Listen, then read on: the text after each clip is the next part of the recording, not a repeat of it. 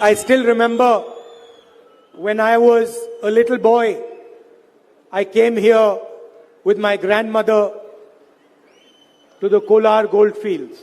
ಇವತ್ತಿಗೂ ನನಗೆ ನೆನಪಿದೆ, ನಮ್ಮ ಅಜ್ಜಿ ಅವರಾದಂತ ಶ್ರೀಮತಿ ಇಂದಿರಾ ಗಾಂಧೀಜಿ ಅವರ ಜೊತೆ ಇದೇ ಕೋಲಾರದ ಚಿನ್ನದ ಗಣಿಗೆ ಬಂದು ಇಲ್ಲಿ ಓಡಾಡ್ದಂತದ್ದು ನನಗೆ ನೆನಪಿದೆ. And I remember going all the way down into the mine where it was very hot and meeting all the workers over there.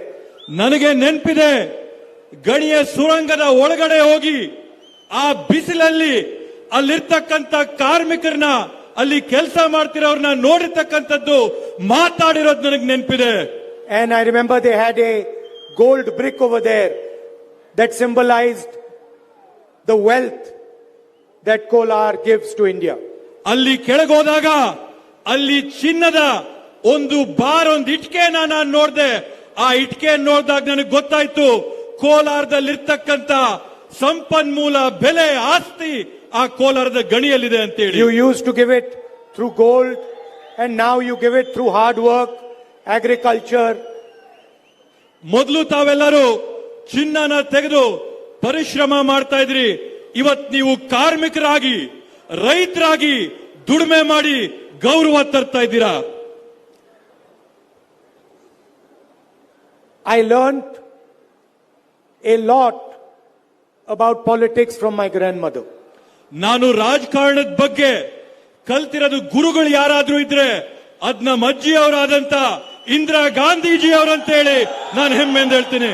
And I did not even understand when I was small that she was teaching me many things about politics.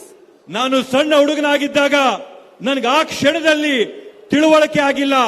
ನಮ್ಮ ಅಜ್ಜಿ ನುಡಿದಂತ ಪ್ರತಿಯೊಂದು ಪದ ಕೂಡ ನನಗೆ ರಾಜಕಾರಣಕ್ಕೆ ತಯಾರು ಮಾಡಿಕೊಡ್ತಾ ಇದ್ದಾರೆ ಅಂತ ಹೇಳಿ. Now many people, they think politics is very complicated.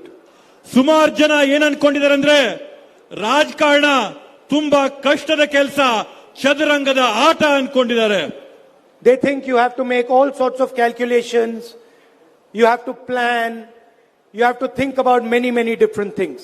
ಜನ ಏನ್ ಅನ್ಕೊಂಡಿದ್ದಾರೆ ಅಂದ್ರೆ ರಾಜಕಾರಣ ಮಾಡ್ಬೇಕಂತಂದ್ರೆ ಸಾಕಷ್ಟು ಲೆಕ್ಕಾಚಾರಗಳನ್ನ ಹಾಕ್ಬೇಕು, ಸಾಕಷ್ಟು ಪ್ಲಾನ್ಗಳನ್ನ ಹಾಕ್ಬೇಕು, ಬೇರೆ ಬೇರೆ ರೀತಿಯಲ್ಲಿ ಆಲೋಚನೆ ಮಾಡಬೇಕು ಅಂತದ್ದನ್ನು ಅನ್ಕೊಂಡಿದ್ದಾರೆ. But this was not Indira Gandhiji's way of doing politics. ಆದ್ರೆ ಇದು ನಮ್ಮ ಅಜ್ಜಿಯವರಾದಂತ ಇಂದಿರಾ ಗಾಂಧೀಜಿ ಅವರು ಈ ರೀತಿಯಾದಂತ ರಾಜಕಾರಣನ ಮಾಡಲಿಲ್ಲ.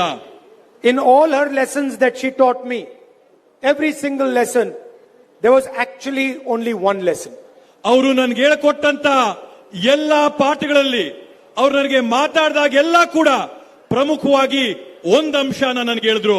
And with that one lesson, you can understand everything you want to understand about politics. ಆ ಒಂದು ಪಾಠದಿಂದ, ಆ ಒಂದು ಮಾತಿಂದ ರಾಜಕಾರಣದ ಬಗ್ಗೆ ಪೂರ್ತಿ ನಾವು ಅರ್ಥ ಮಾಡ್ಕೋಬಹುದು. She said once to me, Rahul, the leader only has one job. ಅವರು ನನಗೆ ಒಂದ್ ಮಾತು ಹೇಳಿದ್ರು, ರಾಹುಲ್, ನಾಯಕನಂತಂದ್ರೆ ನಾಯಕನಿಗಿರ್ತಕ್ಕಂಥದ್ದು ಒಂದೇ ಕೆಲಸ, and one technique, ಮತ್ತೆ ಒಂದು ತರದ ಪದ್ಧತಿ. all the leader has to do is search carefully for unfairness. ಒಬ್ಬ ನಾಯಕ ಏನ್ ಮಾಡ್ಬೇಕಂದ್ರೆ ಹುಡುಕಿ ಸಮಾಜದಲ್ಲಿರ್ತಕ್ಕಂಥ ತಾರತಮ್ಯಗಳನ್ನ ಗುರುತಿಸಂತ ಲಕ್ಷಣ ನಾಯಕ. And where one sees unfairness, without any fear, without backing down, one must challenge that unfairness. ಒಬ್ಬ ನಾಯಕನಿಗೆ ಸಮಾಜದಲ್ಲಿ ತಾರತಮ್ಯ ಕಾಣಿಸಿದಾಗ ಹೆಜ್ಜೆ ಹಿಂದೆ ಹಿಡಿದೆ, ಎದೆ ಗುಂದದೆ ಆ ಒಂದು ತಾರತಮ್ಯನ ನಿರ್ಮೂಲ ಮಾಡೋ ಕೆಲಸನ ನಾಯಕರು ಮಾಡಬೇಕಾಗ್ತದೆ. In every single lesson she ever taught me, this was the crux. ಅವರು ನನಗೆ ಹೇಳಿಕೊಟ್ಟಂತ ಹಲವಾರು ಪಾಠಗಳಲ್ಲಿ ಇದೇ ಅತ್ಯಂತ ಪ್ರಮುಖವಾದಂತ ಪಾಠ. If you challenge unfairness, you will get hurt, you will get abused, you will get attacked. ನೀವು ಈ ತಾರತಮ್ಯಗಳನ್ನ ಪ್ರಶ್ನೆ ಮಾಡಿದಂತ ಸಂದರ್ಭದಲ್ಲಿ, ಸಮಾಜದಲ್ಲಿರ್ತಕ್ಕಂಥ ಒಡಕುಗಳನ್ನ ಪ್ರಶ್ನೆ ಮಾಡಿದಾಗ ನಿಮ್ಮ ಮೇಲೆ ಹಲ್ಲೆ ಆಗುತ್ತೆ, ನಿಮ್ಮನ್ನ ಪ್ರಶ್ನೆ ಮಾಡ್ತಾರೆ, ನಿಮ್ಮನ್ನ ಹೀಯಾಳಿಸ್ತಾರೆ. The more abused you are getting, the more attacks that are coming on you, the better you are doing your job. ನಿಮ್ ಮೇಲೆ ಎಷ್ಟು ಹಲ್ಲೆ ಆಗುತ್ತೆ, ನಿಮ್ಮನ್ನ ಜನ ಎಷ್ಟು ಹೀಯಾಳಿಸ್ತಾರೆ, ಎಷ್ಟು ಅವಮಾನ ಮಾಡ್ತಾರೆ, ಅಷ್ಟೇ ಒಳ್ಳೆ ಕೆಲಸ ನೀವು ಮಾಡ್ತಾ ಇದ್ದೀರಂತ ಅದು ಸೂಚನೆ ಇದೆ. And your only duty is never to get scared, never to back down. ನಿಮ್ಮ ಒಂದೇ ಕರ್ತವ್ಯ ಎಂದಿಗೂ ಕೂಡ ಭಯ ಪಡಬಾರದು, ಎಂದಿಗೂ ಕೂಡ ಒಂದ್ ಹೆಜ್ಜೆ ಹಿಂದಕ್ಕಿಡಬಾರದು ಅನ್ನಂತ ಒಂದು ಮಾತು. This is the only real lesson in politics and in life also. ಇದು ರಾಜಕಾರಣದಲ್ಲಾಗಿರ್ಬೋದು, ಸರ್ವೇ ಸಾಮಾನ್ಯ ಬದುಕಿನಲ್ಲಾಗಿರ್ಬೋದು, ನಾವು